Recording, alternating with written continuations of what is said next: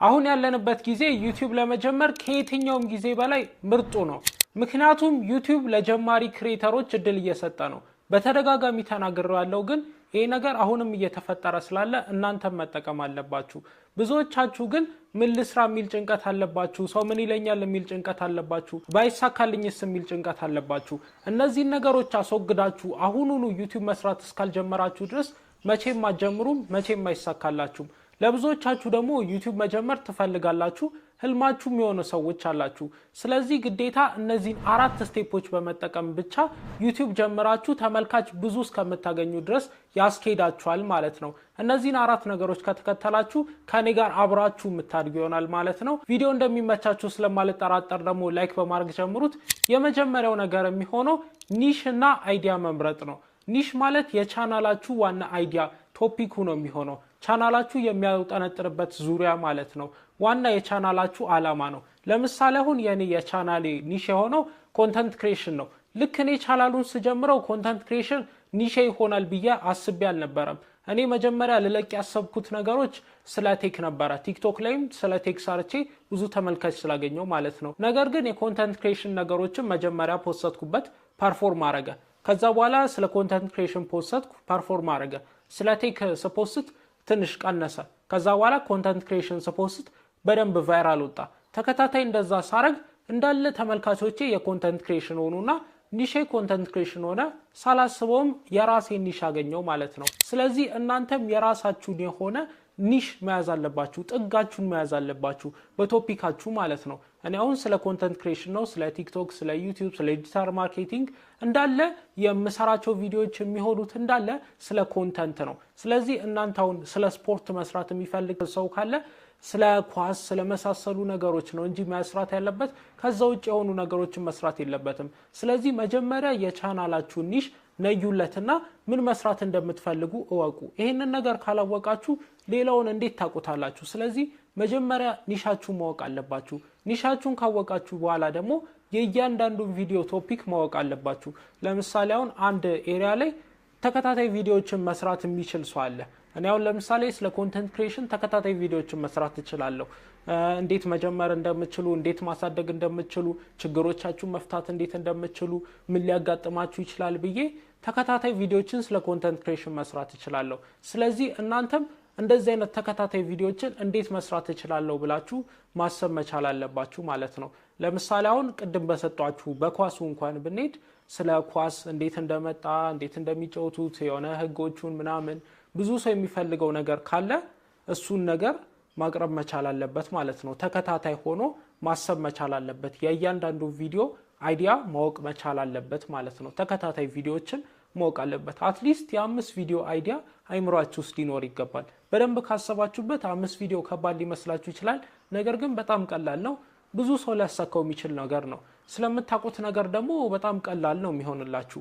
ስለዚህ በደንብ ካሰባችሁበት የእያንዳንዱ ቪዲዮ አይዲያ ማወቅ አለባችሁ። አሁን ያልኳችሁ ነገር ማለትም የቻናላችሁን ኒሽ ከመረጣችሁ በኋላ ከዛ በኋላ ቢያንስ የ5 ቪዲዮ ቶፒክ ከያዛችሁ በኋላ ደግሞ ሁለተኛው ነገር ደግሞ ፕሬዘንቴሽን ነው። ፕሬዘንቴሽን ውስጥ ደግሞ ስታይል አለ፣ ካሜራ ኮንፊደንስ አለ፣ ኢነርጂ ሊኖራችሁ ይገባል። ከዛ ውጪ ደግሞ ቃላቶችን በትክክል መጥራት አለባችሁ። ፕሬዘንቴሽን ማለት ወደ ካሜራው ዞራችሁ የምታወሩበት አወራር ማለት ነው።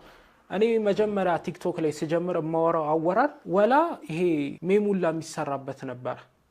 በጣም የሆነ የተበላሹ ነገሮችን ማድረግ ነበር። እንደዚህ አይነት ነገር ግን ዩቲዩብ ላይ በአሁን ሰዓት ማድረግ የለባችሁም። አሁን ዩቲዩብ ላይ አሪፍ ኳሊቲ ያለው ነገር የመጀመሪያ ቪዲዮአችሁ አድርጋችሁ ከፖስተታችሁ ቀጣዩን ቫይራል ይወጣል። ከዛ ቀጣዩም ያለው ተመልካች ያገኛል። በደንብ ነው የምታድጉት። ስለዚህ ጀማሪ መምሰል የለባችሁም። ኮንፊደንስ ሊኖራችሁ ይገባል። ካሜራ ፊት ስታወሩ ስለምታወሩት ነገር እንደምታውቁ ሰዎችን ማሳወቅ መቻል አለባችሁ። ከዛም በላይ ደግሞ ኢነርጂ ሊኖራችሁ ይገባል። ስትናገሩ ኃይል ሊኖረው ይገባል እንጂ ዝም ብሎ ደካማ ነገሮችን ድምፅን ቀንሶ ልክ አንድ ቃል ስጨርሱ ኃይል ሊኖረው ይገባል ማለቴ ነው። አሁን ለምሳሌ የሆነ ነገር ስትናገሩ እያላችሁ ድምጻችሁን እየቀነሳችሁት ነው የምትሄዱት። ግን ወጥ በሆነ ሪትም መሄድ አለባችሁ። በጀመራችሁበት ስጨርሱ ኢነርጂ ይኖረዋል ቃላቶቻችሁ እንጂ ነው ብላችሁ ሆነ ዝግ ብታረጉት ቃላቶቹን ሰዎች ወዲያው ነው የሚወጡባችሁ። ስለዚህ ኢነርጂ ይኖረው። ከኢነርጂው በኋላ ደግሞ ካሜራ ፊት ኮንፊደንሱን ከያዛችሁ በኋላ ቃላቶችን በትክክል ስፔል ማድረግ መቻል አለባችሁ። ይሄ ነገር በጣም ቀላል ነው ብላችሁ ልታስቡ ትችላላችሁ። ብዙዎቻችሁ ልልቁት ትችላላችሁ፣ ግን በጣም ከባድ ነገር ነው። እያንዳንዱን ቃል በትክክል ረግጦ መጥራት በጣም ከባድ ነው። እኔ ራሱ እዚህ ቪዲዮ ላይ በተደጋጋሚ ነው የምሳሳተው። አሁን ራሱ ልሳሳት ነበረና እንዲህ እያልኩ ራሱ እሳሳታለሁ። ስለዚህ ቃላቶችን በትክክል መጥራት መልመድ መቻል አለባችሁ። በተለይ ካሜራ ፊት ስትሆኑ ነርቨስ ትሆናላችሁ። ያለመዳችሁት ነገር ነው። ኖርማሊ ናቹራሊ ከሰዎች ጋር ስትሆኑ ከፊታችሁ ካሜራ የለም፣ ጀጅ የሚያደርጋችሁ ሰው የለም። ስለዚህ ዝም ብላችሁ ታወራላችሁ። ግን ከፊታችሁ ካሜራ ሲኖር ነርቨስ ስትሆኑ የሆነ አይምሯችሁ ሲጨናነቅ ቃላቶችን መጥራት ያቀታችኋል። ብዙ ሰዎች ትቸገራላችሁ። ግን ይሄንን ነገር ማስተካከል መቻል አለባችሁ። ቃላቶችን በትክክል መጥራት መቻል አለባችሁ። ከዛም በላይ ደግሞ የሚያስፈልጋችሁ አንድ ነገር አለ። እሱም ስታይል ሊኖራችሁ ይገባል። ስታይል ሊኖራችሁ ይገባል ስላችሁ እኔ አሁን ቲክቶክ ሰራ ነውና እዛ ቲክቶክ ላይ የራሴ ስታይል አለኝ። ጮክ ብዬ ነው ማወራው፣ ጮክ ብዬ ነው የምጀምረው፣ እስከ መጨረሻው ድረስ ጮክ ብዬ ነው ማወራው። የሚሰማኝ ሰው ይሰማኛል፣ የማይሰማኝ ሰው አይሰማኝም እንጂ ለሁሉም ሰው ዝም ብዬ አይደለም። ለሁሉም ሰው እንዲሆን ነው የምሰራው። ግን የሚፈልግ ሰው እንዲሰማኝ ነው የምፈልገው እንጂ የማይፈልግ ሰው ለምን ይሰማኛል? ስለዚህ የራሴን ስታይል ይዤ ነው የመጣሁት። ስታይሌን ስላችሁ አወራር አለኝ፣ የራሴ የሆነ አወራር አለኝ። ብዙ ሰዎች ጀጅ ያደርጉኛል ምናምን፣ ግን ለኔ ከሰራልኝ ለምን ተዋለሁ? ለምን ሰዎች ያሉትን ሰምቼ ተዋለሁ? ስለዚህ እናንተም የራሳችሁን አወራር ያስፈልጋችኋል። ጮክ ብዬ ስለማወራ እኮ ነው እንደዛ ጀጅ የምደረገው። ግን እናንተ የራሳችሁን አወራር ስርት ይዛችሁ መቀጠል መቻል አለባችሁ። የማያስተቻችሁ ቢሆን አሪፍ ነው፣ ግን ለእናንተ ሰርቶላችሁ የሚያስተቻችሁም ቢሆን ምንም ችግር የለበትም፣ ቀጥሉበት። ስታይል ግን ይኑራችሁ። ሶስተኛው ነገር ደግሞ ኳሊቲ የሆነ ኮንተንት መስራት መቻል አለባችሁ። ኳሊቲ ኮንተንት ስላችሁ በቪዲዮ በኦዲዮ እና በላይቲንግ አለ። ከዛ በኋላ ደግሞ በኤዲቲንግ የምታስተካክሉት አለ።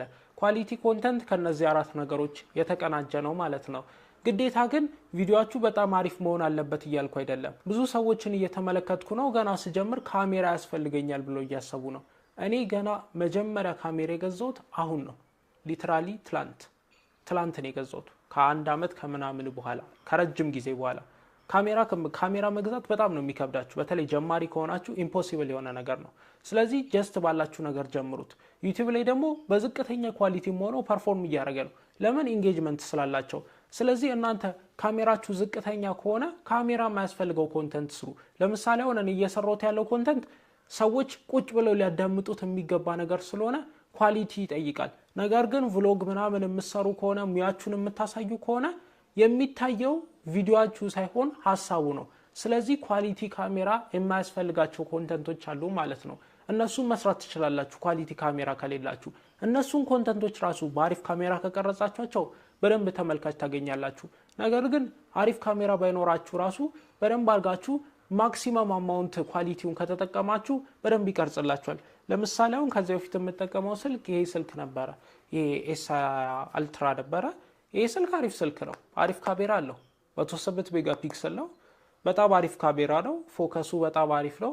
ከዛ ውጪ 4K ይቀርጻል። እስከ 8K ድረስ የሚቀርጽ ስልክ ነው። ኃይለኛ ስልክ ነው። ፈጣን ስልክ ነው። ስለዚህ እናንተም ስልካችሁን ተጠቅማችሁ መቅረጽ ትችላላችሁ ማለት ነው። ያው እዚህ ጋር እንደምትመለከቱት ይሄ ካሜራ ብዙ ፎሎወሮችን አምጥቷል። በጣም ብዙ ሺህ። ስለዚህ እናንተም በስልካችሁ ተጠቅማችሁ ብቻ መቀጠል ትችላላችሁ። ካሜራ ያስፈልጋችሁ። እንደዚህ አይነት ሃይ ኤንድ የሚባሉ የድሮም ቢሆኑ ሃይ ኤንድ የሚባሉ ስልኮችም አያስፈልጓችሁም። በኤ14 ነው ከ0 እስከ 200,000 አካባቢ 190,000 አካባቢ ላይ ነው ይሄንን ስልክ የገዛሁት። አሁን ደግሞ 480,000 ላይ ነው ካሜራ የገዛሁት ማለት ነው። ስለዚህ እናንተ ግዴታ ካሜራ ባይኖራችሁ ደና ስልክ ባይኖራችሁ እንኳን ኳሊቲ የማይጠይቁ ስራዎችን ስሩ። ቭሎግ የመሳሰሉ ሙያ የሚጠይቁ ነገሮች ኮንተንት ካላችሁ ቪዲዮአችሁ አይታይም። ስለዚህ ግዴታ ኮንተንት በደንብ አሪፍ ይዘት ያለው ቪዲዮ ከሰራችሁ ካሜራ ኳሊቲ ያስፈልጋችሁ። ሲቀጥል ደግሞ ኦዲዮም ምን ታረጋላችሁ መሰላችሁ? በኖርማል በስልክ መቅረጽ ሞክሩ። በስልክ እየቀረጽኩ በጣም ብዙ ሰክሰስ አለኝ። ምክንያቱም የስልክ ኦዲዮ በጣም አሪፍ ነው። የስልክ ላይ ያለው ማይክ እዚህ ጋር ያለችው ቀዳዳ ትንሿ የምትመለከቷት በጣም አሪፍ ማይክ ነች። ብዙ ጊዜ ቀርጬበት ብዙ ቫይራል ቪዲዮ ሰጥቶኛል። ስለዚህ በስልክ ተጠቀሙ፣ ወይ ደግሞ ርካሽ ላቫሊየር ማይኮችን ተጠቀሙ። የ700 ብር ማይክ አለ እኔ ገዛሁት። እሱን ተጠቅማችሁ ደግሞ አዶቤ ፖድካስት ላይ ያስገብታችሁ በደንብ ለማቀናጀት ሞክሩ። በደንብ ድምጹን ጠንካራ ለማድረግና ጥርት ያለ ለማድረግ ሞክሩ። ኦዲዮአችሁን እንዲህ ካስተካከላችሁ ላይቲንግ ደግሞ ላይት ባይኖራችሁ እንኳን ዙሪያችሁ ላይ ናቹራል የሆኑ ላይቶችን በደንብ መጠቀም መቻል አለባችሁ። ናቹራል የሆኑ ላይቶችን ተጠቀሙ። ቀን ቀን ቅረጹ። በቃ ያላችሁን አማራጮች እንዳለ ተጠቅማችሁ ዩቲዩብን በደንብ ለመስራት ሞክሩ ማለት ነው። ወደ አራተኛው ነገር ስናልፍ ደግሞ ትረስት ዘ ፕሮሰስ ኮንሲስታንሲ ለማለት ፈልጌ ነው። ኮንሲስታንሲ ማለት ተከታታይ ሆናችሁ መስራት መቻል አለባችሁ። እኔ አሁን አንዳንዴ ሐሙስ ለቃለው ሳይመቸኝ ሲቀር አርብ እንደማይመቸኝ ሳቅ ሐሙስ ለቃለው ቪዲዮ ቀድሜ፣ ነገር ግን አርብ ሁል ጊዜ ቪዲዮ ይለቀቃል። በጣም ኮንሲስታንት ነኝ። በየጊዜው ለቃለሁ። ምንም የሆነ ተማሪ ነኝና ፈተና ቢሆን ራሱ ኤዲቲንግ የማይፈልጉ ብዙም ጫን ያለ ኤዲቲንግ የማይፈልጉ ጊዜ የማይፈጁ ኮንተንቶችን እየሰራው ለቃለሁ። ጀስት ለኮንሲስታንሲ ብዬ ነው። የኔን ኳሊቲ መጠናል ማለት አይደለም። ልትመለከቷቸው ትችላላችሁ። ከዚህ በታች ያሉ ፖስቶችን ብዙም ፐርፎርም አላረጉም። ስላልተመቸኝ ለኮንሲስታንሲ ብዬ ብቻ የፖስተኳቸው ፖስቶች ስለሆኑ ማለት ነው። ስለዚህ እናንተም ኮንሲስታንት ሁኑ። አንዳንዴ ላይመቻችሁ ይችላል፣ ግን አጣባችሁ የሆነ ኳሊቲውንም ቀነሳችሁ ቢሆን ኮንሲስታንት ለመሆን ሞክሩ። አንድ ጊዜ ከጀመራችሁ በኋላ ተመልካች ለማግኘት ማለት ነው። ግዴታ ኮንሲስታንሲ ያስፈልጋችኋል። ኮንሲስታንሲ ደግሞ ዋና የሚሰጣችሁ ነገር ምንድነው? ታማኝነት ይሰጣችኋል። ታማኝነት ስላችሁ ታማኝነት በጣም አሪፍ ነገር ነው። ኮንተንት ክሬሽን ገንዘብ የምታገኙት በብዛት በማስታወቂያ ነው።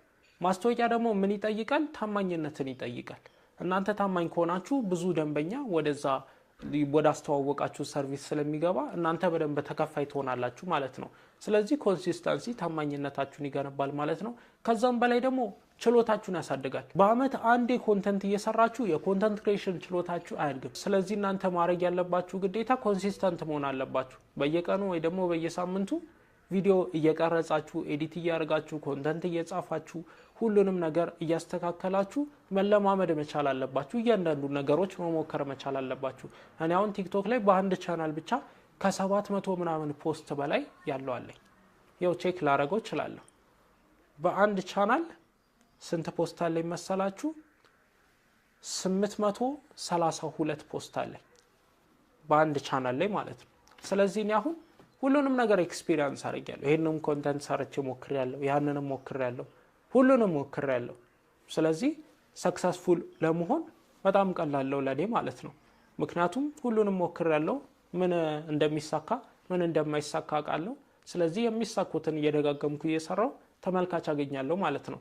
ስለዚህ ኮንሲስታንት ሆናችሁ እውቀታችሁን አሳድጉ። ከዛም በላይ ታማኝነት ታገኙበታላችሁ ማለት ነው። እነዚህን 4 መርሆች ከተከተላችሁ ከዜሮ እስከ 3000 4000 5000 ድረስ ፏብላችሁ የምትሄዱባቸው መርሆች ስለሆኑ እነዚህን ተከተሏቸው።